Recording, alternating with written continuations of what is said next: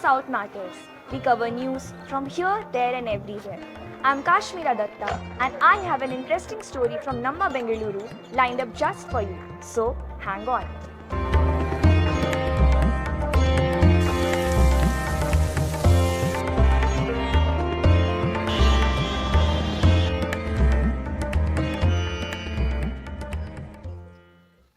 The lakes in Bengaluru are dying.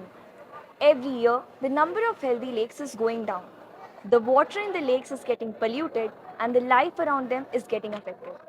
South Matters visits the Dorekere Lake in Bengaluru to get a lowdown on what's happening with our lakes.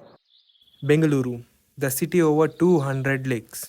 Today, less than 20 out of Bengaluru's lake can be described as healthy.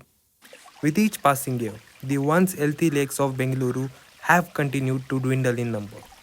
Rapid urbanization and encroachment has taken a heavy toll on most of these lakes. It's been 2 years since the government allocated nearly 600 crores to prevent 130 lakes in the city from dying. This is the 28-acre Dorekere Lake in Uttaraldi.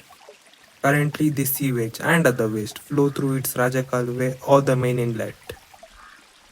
One of the main issues with Dorekere lake water is sewage influx, and the way the present design has been done with the inlet, it is not the way that it should have been done, and we should be looking at more better designs.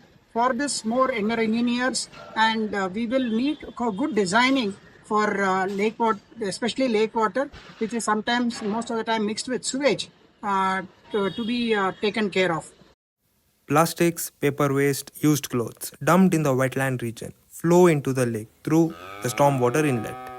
If a trap were laid for the incoming plastic waste through nets, the plastics can be stopped from entering the lake waters.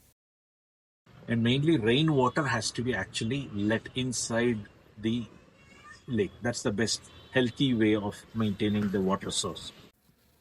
Under the Amrut Nagarotana scheme, 15 crore rupees was set aside to clean this lake. The lake is caught in the middle of Uttarali's residential area, generating a large amount of domestic waste. Today, the water body has been segregated from the area where the sewage enters. But even as the work was nearing completion, the public works stopped. These building materials have been lying at the lake shore for at least 6 months. The material was to be used for fencing work, installation of aerators, installation of trash barriers, and construction of toilets and security rooms by budget proposed.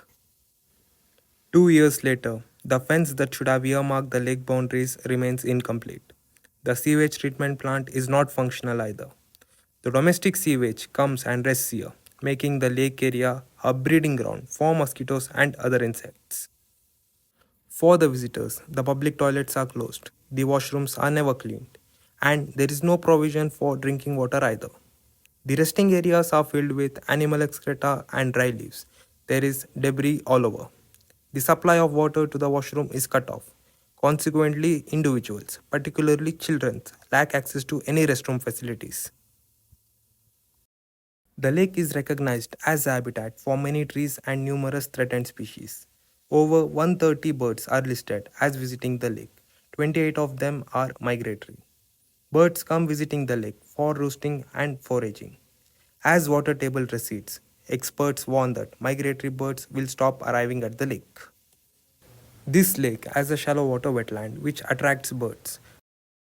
Nearly 700 tree species here. After 10 years, definitely that will reduce to half.